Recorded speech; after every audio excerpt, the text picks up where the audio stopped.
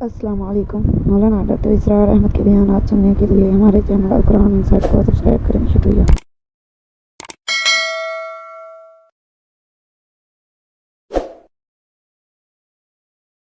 یہ لفظ بہت اہم ہے، تذکرہ، ذکرہ، تذکیر، تذکر بالقرآن، کیا معنی ہے اس کے؟ یاد دہانی صحیح ترین ترجمہ ہے، یاد دہانی۔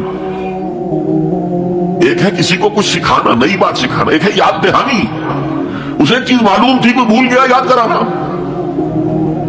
جیسے آپ کے کسی دوست نے آپ کو بہت قیمتی قلم دیا تھا، آپ نے اسے بہت سنبھال کر اپنے ٹرنک میں رکھ دیا، اور سال ہا سال ہو گئے، نہ دوست سے ملاقات نہ وہ یاد۔ اچانک آپ نے کسی روز ٹرنک کھولا اور وہ قلم آ گیا، تو آپ کو دوست یاد آ جائے گا کہ نہیں؟ اسی لیے قرآن آفاق و انفس کے لیے آیات کہتا ہے، ہم اپنی آیات دکھائیں گے تمہیں، نشانی جس کو دیکھ کر تم ہمیں پہچانو گے۔ اور تذکرہ کا مطلب کیا ہے؟ پوٹینشلی ایمان ہر انسان کے دل میں موجود ہے، یہ جو روح جو ہمارے قلب کی مسکن رکید ہے، اس میں اللہ کی معرفت بھی ہے، اللہ کی محبت بھی ہے۔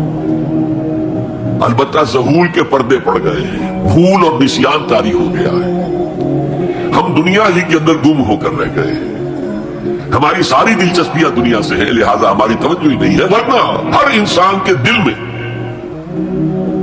یہ جو یہاں ہندوستان میں کہتے ہیں آتما اور پرماتما، آتما اور پرماتما کا تو تعلق بہت گہرا ہے۔ ابتدا میں بنا دی گئی تھی ارواح، جب ہم سب کے سب تمام انسان آدم سے لے کر اور تا قیامت جو انسان آئے گا دنیا میں، ان سب کی ارواح پیدا کر دی گئی، اور پوچھا گیا الستو بربکم قالوا بلی، یاد ہے؟ لہذا یہ تذکرہ ہے، یہ یاد دہانی ہے، تمہارے اندر موجود ہے، اللہ کی معرفت بھی موجود ہے، اللہ کی محبت بھی موجود ہے، لیکن کلا بل ران علی قلوبہم ما کانوا یعملون، ان کے دلوں پر زنگ آ گیا ہے ان کے اعمال کی وجہ سے، شیشہ جو ہے وہ زنگ آلود ہو گیا۔ حضور نے فرمایا ان هذه القلوب لتصدع كما يصدع الحديد اذا اصابه الماء، ان دلوں پر بھی زنگ آ جاتا ہے جیسے کہ لوہے کے اوپر پانی پڑتا رہے تو اس کو زنگ آ جاتا ہے۔ پوچھا گیا فما جلاؤها یا رسول اللہ، اے اللہ کے رسول ہماری تلواروں کو زنگ لگتا ہے، ہم پالش کرتے ہیں، سیکل کرتے ہیں، وہ پھر چمک اٹھتی ہیں، تو دل پر اگر زنگ آ جائے تو اس کا علاج کیا ہے؟ دو چیزیں فرمائی، کثرت و ذکر الموت و تلاوت القرآن، دو کام کرو کثرت سے، موت کو یاد رکھو، یہاں رہنا نہیں ہے، جانا ہے،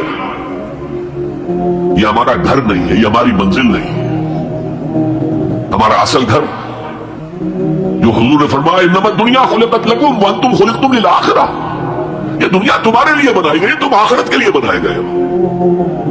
اسی لیے حضور نے فرمایا کن فی الدنیا کانک غریب عابر سبیل، دنیا میں ایسے رہو جیسے راہ چلتے مسافر ہو یا اجنبی ہو۔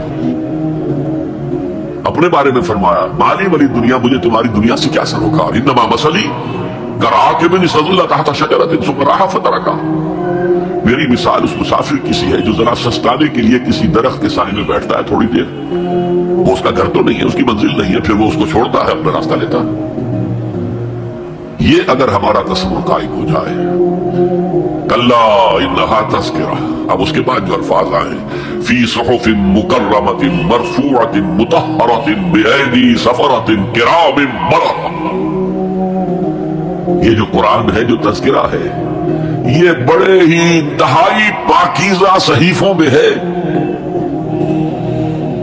فی صحف مکرمۃ، بڑے باعزت، مرفوعۃ مطہرۃ، مرفوع بلند اور انتہائی پاک،